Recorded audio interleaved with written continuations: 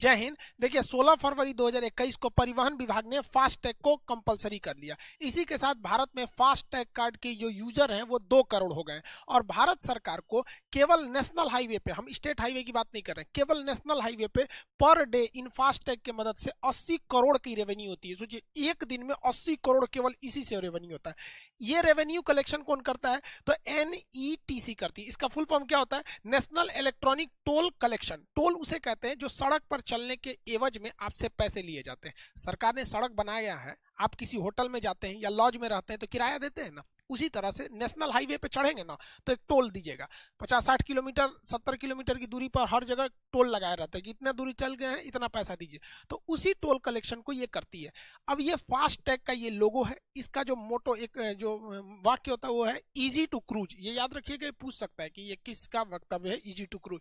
तो ये फास्टैग का, इसको समझते हैं कि फास्टैग टोटली काम कैसे करता है, ये कितने टाइप का होता है और कितने कलर का होता है और RFID टेक्नोलॉजी क्या है। फास्टैग एक ऐसा सिस्टम होता है जिससे आपसे पैसे को डिडक्ट कर लिया जाता है। इसका प्रयोग दिल्ली मेट्रो या कोई भी मेट्रो बहुत पहले से कर रही है। आप दिल्ली मेट्रो में जाएंगे तो अगर आपको 1-2 बार जाना है तो आप टिकट कराएंगे क्वाइन की तरह, लेकिन आप रेगुलर कस्टमर है वहां के तो आपको कहा जाता है कि एक काम कीजिए, आप बनवा लीजिए स्मार्ट कार्ड बनवा लीजिए, यानी फास्टैग बनवा लीजिए। इसमें क्या है कि आप फास्टैग बनवाइएगा तो उसमें पूछेगा कितना का रिचार्ज कर दे, उसको 500 रुपया दीजिए, 600, 1000 जितना करिएगा वो इस कार्ड में आपके रिचार्ज कर देगा। जैसे ही कार्ड आप इस पे दिल्ली मेट्रो के यहाँ पर स्कैनर पे चिपकाएंगे ये फाटक खुल जाएगा। बस यही है फास्टैग, वहां पे आपको चिपकाना है, फाटक खुल जाना है। तो सरकार ने दिमाग लगाया कि ऐसे ही एक कार्ड हम बनवा देते हैं गाड़ियों पे। बार बार टोल में जाके पैसा पर्ची कटवाओ, टाइम लगता था, लंबी 2-2 किलोमीटर लंबी टोल प्लाजा पे लाइन लग जाती थी। तो इसीलिए फास्टैग अब गाड़ियों में लगा दिया गया। यही है आपका फास्टैग, इस तरह से दिखता है। इसके ये एकदम समझिए आपका एक मेमोरी, जिस तरह से आपका सिम कार्ड होता है ना वैसे ये भी होता है, उसमें रिचार्ज करा दीजिए। आप अपने सिम कार्ड में लगाते हैं ना रिचार्ज, वैसे इसमें करा दीजिए। इसको गाड़ियों के विंड शील्ड पर लगाया जाता है। विंड मतलब हवा, शील्ड मतलब बचाना। जिस तरह से कोरोना से बचाने वाली कोविड शील्ड दवा है, कोविड से बचाएगी कोविड शील्ड, उसी तरह ड्राइवर को विंड यानी हवा से बचाता है विंड शील्ड, तो इसे विंड शील्ड कहते हैं। इसको लगाने से फायदा ये होता है कि जिस तरह से दिल्ली मेट्रो को आपको स्कैनर के पास जाके आपको ये कार्ड सटाना पड़ता था, इसमें सटाने की जरूरत नहीं है। टोल प्लाजा में ऊपर स्कैनर लगा हुआ है, जैसे गाड़ी जाएगी ऊपर से देख लेगा, हाँ लगाया है, खटाक से काट लेगा। जिस तरह यहाँ पैसा कटा वैसे यहाँ कट गया। कभी कभी क्या होता है दिल्ली मेट्रो में, हम एक बार मेरे साथ भी हुआ था कि ये कार्ड में ना पैसे ही खत्म हो गए, तो वहां गए तो सटाए तो खुला ही नहीं। तो हम पूछे भाई खुल क्यों नहीं रहा है, मेरा कार्ड गड़बड़ नहीं है? तो कहने का सर पैसे खत्म है। तो जस्ट इसके बगल में ऑफिस था, हमने वहां पे ले जाके कैश 200 रुपया डाल दो, तो उसने रिचार्ज कर दिया, फिर सटाए तो खुल गया। वैसे यहाँ पे भी है, आप क्या कीजिए, इसी टाइप का कार्ड है फास्टैग, यहाँ अपने विंड शील्ड पे बीच में चिपकाइए, साइड में नहीं चिपकाया जाता है, गड़बड़ा जाएगा, बीच में चिपका लीजिए और आपके पैसा काट लेगा, उसके इसके अंदर से पैसा काट लेगा। बाई दी वे अगर गए पता चला पैसा ही नहीं है तो बता देगा कि सर आप में पैसा ही नहीं है, तो फिर खुलेगा ही नहीं, वो टोल प्लाजा का गेट ही नहीं खुलेगा।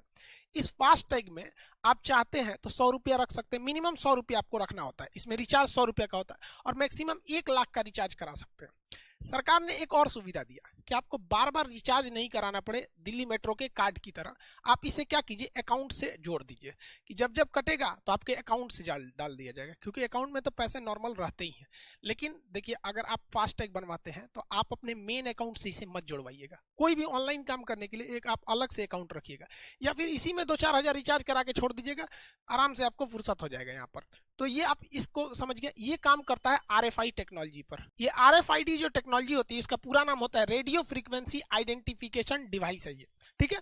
तो ये रेडियो फ्रीक्वेंसी पे एक फ्रीक्वेंसी छोड़ती है जिससे ये पकड़ लेती है। इसमें 2 डिवाइस लगे होते हैं, एक को कहते हैं पैसिव, यानी ये शांति से बैठा हुआ है क्योंकि इसमें कोई भी बैटरी नहीं लगी होती है, कोई बैटरी नहीं। जैसे आपका सिम कार्ड एक पैसिव है, उसमें बैटरी नहीं है, सिम कार्ड बाहर रख देंगे तो किसी काम का नहीं, वो आपकी मोबाइल की बैटरी यूज करता है। तो ये पैसिव होता है, ये कहाँ लगा रहता है, फास्टैग में। इसमें ये पैसिव है, इसमें कोई भी बैटरी नहीं दी गई रहती है। दूसरा डिवाइस होता है जिसे कहते हैं एक्टिव, इसके अंदर बैटरी लगी होती है। ये कहाँ लगा होता है, तो टोल प्लाजा के ऊपर ये लगा होता है, स्कैनर में लगा होता है। तो स्कैनर जो होता है वो एक्टिव होता है, एक्टिव RFID उसे कहते हैं।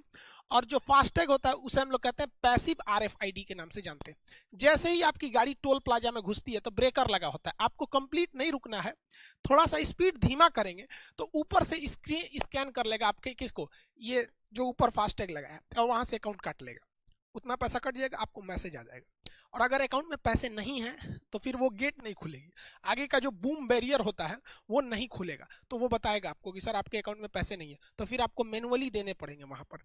जैसे ये ऊपर से देखिए यहाँ पर स्कैनर लगा हुआ है, ये गाड़ी जा रही है तो यहाँ से ये वेव छोड़ता है, रेडियो वेव, और ये स्कैन कर लेता है।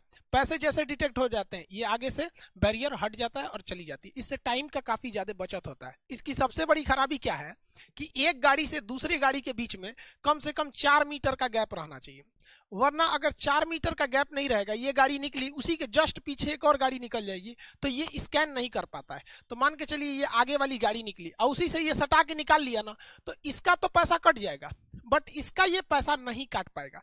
तो घाटा किसको होगा? इसको तो कोई घाटा नहीं हुआ क्योंकि इसने अपना टैक्स दे के चला गया। और इसमें बैठे ड्राइवर को क्या पता कि मेरा टैक्स कटा कि नहीं, उसे लगेगा कि हाँ भाई मैसेज तो 2-4 मिनट बाद जेन्युइनली आता ही है, 2-4 मिनट लग जाते हैं, तो इसको लगेगा मेरा कटा होगा पैसा। जबकि देखिए सरकार को घाटा लग रहा है, इसका बच गया, इसका तो जेन्युइन कट गया, इसका घाटा नहीं लगा, ये तो अपना देके चला गया। तो डिस्टेंस जो है वो 4 मीटर रहना चाहिए। अब इसमें गवर्नमेंट को घाटा लग जाता है, तो गवर्नमेंट को ये जो बैरियर है ना, बूम बैरियर इसे कहते हैं, ये 2 लगाना चाहिए। एक आगे लगा दे और इससे एक 4 मीटर पीछे लगा दे। इससे फायदा होगा कि 4 मीटर के गैप में एक ही गाड़ी आ पाएगी। अभी बूम बैरियर केवल आगे की ओर होता है। हालांकि अभी एडवांस फास्ट टैग आ गए हैं, अब वो समस्या नहीं रह गई है, धीरे धीरे कोई भी टेक्नोलॉजी सुधर जाती है। फास्ट टैग के कुछ पॉजिटिव यानी प्रोस को देख लेते हैं, कुछ नेगेटिव यानी बुराई उसमें जो गलत है कॉन्स को हम लोग देख लेते हैं। सबसे पहले तो भैया ये टाइम बचा देता है।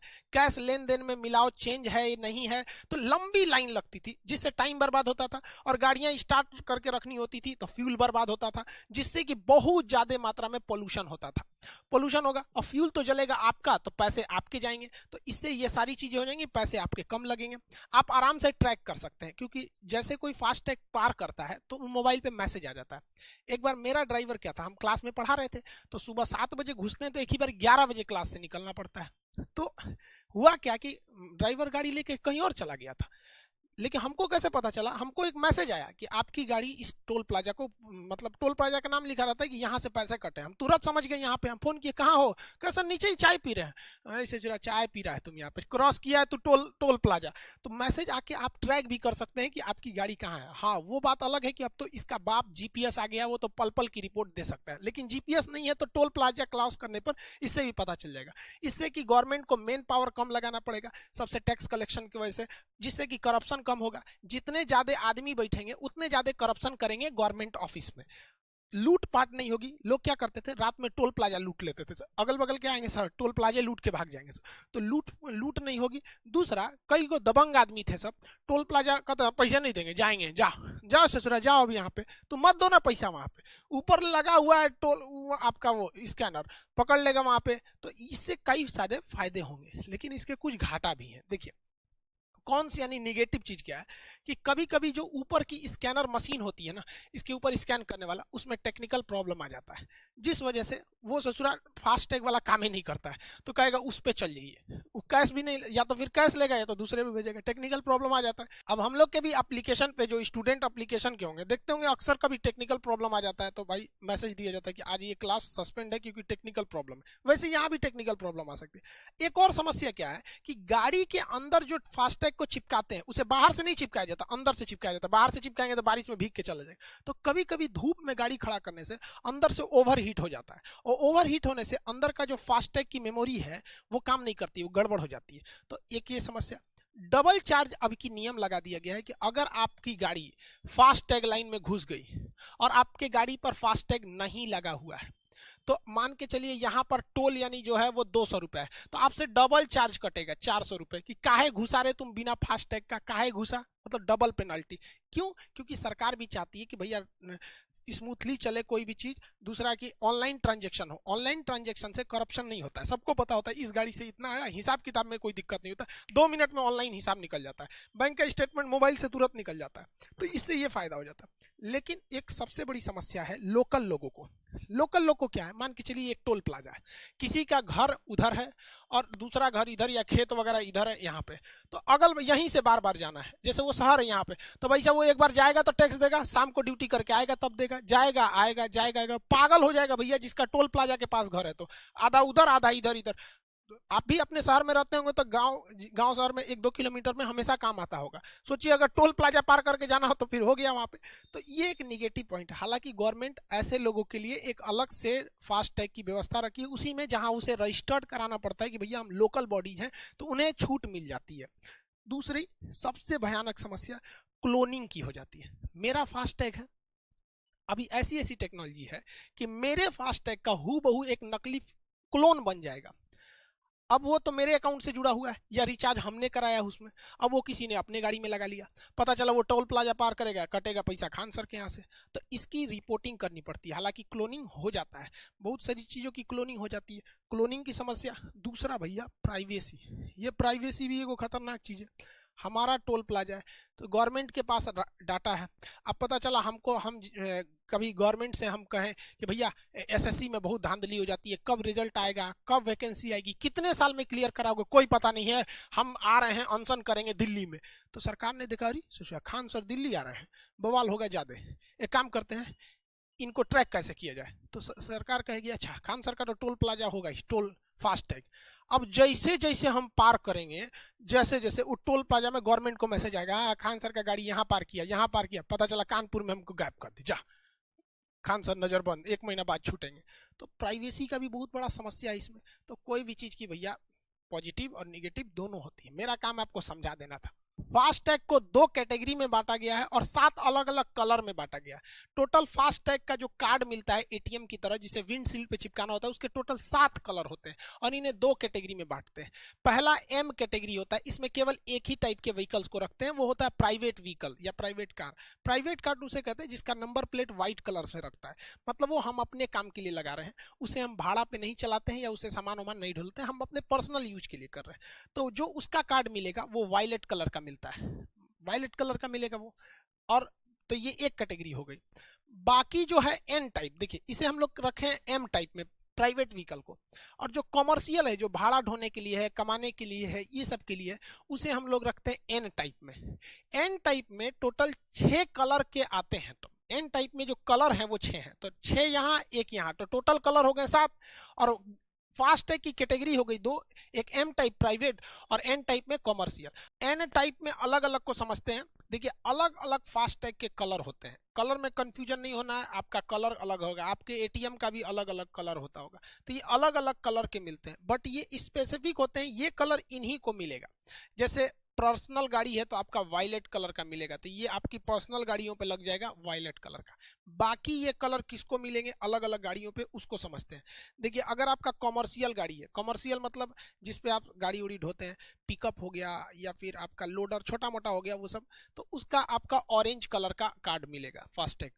लेकिन अगर आपकी गाड़ी थोड़ी हैवी लोडेड है बट उसमें 2 ही एक्सल है तो ग्रीन कलर का मिलेगा, तो उसका कार्ड बस ग्रीन कलर हो जाएगा। अब ये एक्सल आपको नहीं समझ में आया कि भाई ये एक्सल क्या होता है, तो एक्सल देखिए किसे कहते हैं, ये चक्का है, ये चक्का है, तो 2 चक्कों को बीच से जोड़ने वाला ये रॉड जो होता है ये एक्सल कहलाता है। ये व्हील है, देखिए ये व्हील है, ये एक्सल है। जैसे कार है, कार में आपको 2 ही एक्सल मिलेंगे, एक ये एक्सल है और एक ये एक्सल है, ठीक है, तो यही 2 एक्सल मिलते हैं। जैसे ये कार है 2 एक्सल है, तो एक्सल तो इसमें 2 ही है बट व्हील 2 थोड़ी है, व्हील तो 4 है, 2 ये इस साइड में 2 इस साइड में, तो आप एक्सल समझ गए होंगे। तो एक्सल के हिसाब से आप दूसरा एक्सल देखिए ना, ये गाड़ी है मिलिट्री की, तो इसमें कितने एक्सल है, एक यहाँ एक्सल होगा, 2 3, तो इसमें टोटल 3 एक्सल है, 3 एक्सल होगा यहाँ पे। इसमें एक्सल गिनिए, एक इस वाले आमने सामने के लिए 1 एक्सल होगा, यहाँ दूसरा होगा, तीसरा, चौथा, तो इसमें 4 एक्सल की गाड़ी है। तो एक्सल पर ही लोड पड़ता है, बहुत सारा लोड तो ससुरा एक्सले रोकता है, वहां पर एक्सल कमजोर रहेगा टूट जाएगा गाड़ी।